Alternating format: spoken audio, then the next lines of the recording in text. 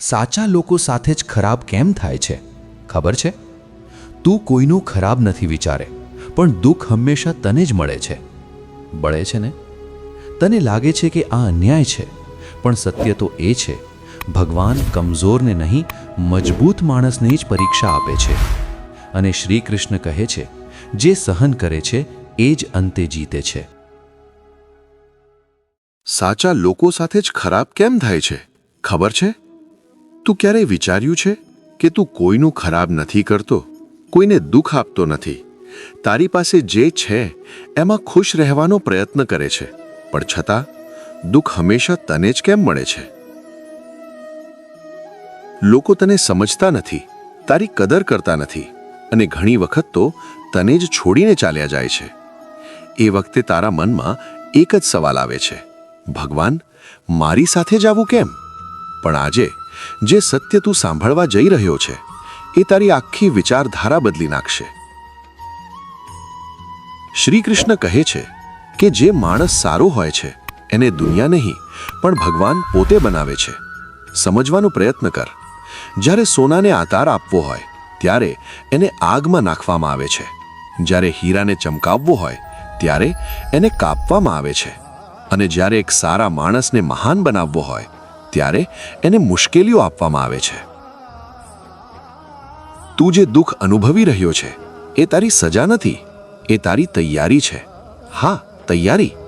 ભગવાન તને તોડી રહ્યા નથી, ભગવાન તને બનાવી રહ્યા છે. પણ સમસ્યા શું છે ખબર છે? તું દરેક દુઃખને અન્યાય માને છે, જ્યારે કે એ પરીક્ષા છે. શ્રી કૃષ્ણ કહે છે કે જે સહન કરે છે એ જ અંતે જીતે છે. તારી પાસે બે રસ્તા છે. એક, દુઃખમાં તૂટી જા. બીજો, દુઃખને તારી શક્તિ બનાવી દે. અને સાચો માણસ હંમેશા બીજો રસ્તો પસંદ કરે છે, કારણ કે એ જાણે છે કે આજે જે દુઃખ છે એ કાલે એની સૌથી મોટી તાકાત બનશે. પણ સાચું કહું તો દુઃખ ત્યારે વધારે લાગે છે જ્યારે તું એકલો પડી જાય છે, જ્યારે તું જેને પોતાનું માન્યું હોય એ જ તને સમજી ન શકે, જ્યારે તું બધાના માટે ઊભો રહ્યો હોય પણ તારા માટે કોઈ ઊભું ન રહે.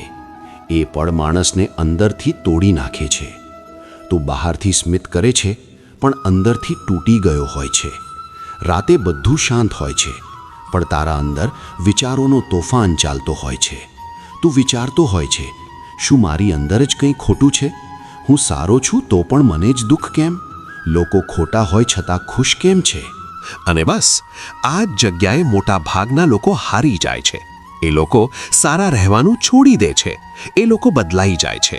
પણ તું એમાંનો નથી, કારણ કે તારા દિલમાં હજુ પણ સચ્ચાઈ છે.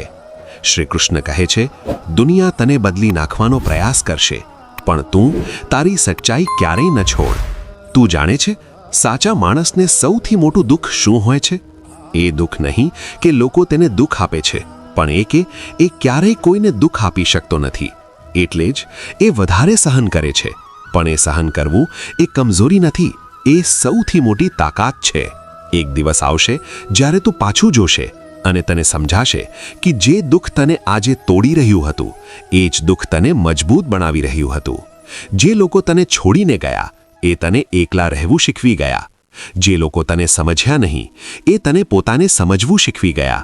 અને જે પરિસ્થિતિ તને રડાવી ગઈ એ તને લડવું શીખવી ગઈ. તું આજે જ્યાં છે એ તારો અંત નથી, આ તો શરૂઆત છે. ભગવાન તને ખાલી નથી રાખતા, એ તને તૈયાર કરે છે, કેમ કે તારા માટે કંઈક મોટું લખાયું છે. અને યાદ રાખજે, જે માણસ વધારે સહન કરે છે એ જ એક દિવસ દુનિયાને ચોંકાવી દે છે. યાદ રાખજે, જીવનમાં સાચા લોકો ક્યારેય હારતા નથી. થોડો સમય લાગી શકે, થોડું વધારે સહન કરવું પડી શકે, પણ અંતે જીત હંમેશા સચ્ચાઈની જ થાય છે. અને જો તું પણ એમાંથી એક છે જે આજે દુઃખ સહન કરી રહ્યો છે, તો વિશ્વાસ રાખ, ભગવાન તને તોડી રહ્યા નથી, ભગવાન તને કંઈક મોટું બનાવવા જઈ રહ્યા છે. આજે એક વચન આપ તને જાતને કે તું હાર માનવાનું નથી, પરિસ્થિતિઓ સામે ઝૂકવાનું નથી, કારણ કે તારી કહાની હજી પૂરી નથી થઈ. આ તો બસ શરૂઆત છે. જો આ વાત તારા દિલ સુધી પહોંચી હોય તો આ વિડીયોને લાઈક જરૂર કરજે અને કોમેન્ટમાં લખજે, હું હાર માનવાનો નથી. અને આવી જ સચ્ચાઈ અને શક્તિ આપતી વાતો માટે ચેનલને સબસ્ક્રાઇબ કરવાનું ભૂલતા નહીં.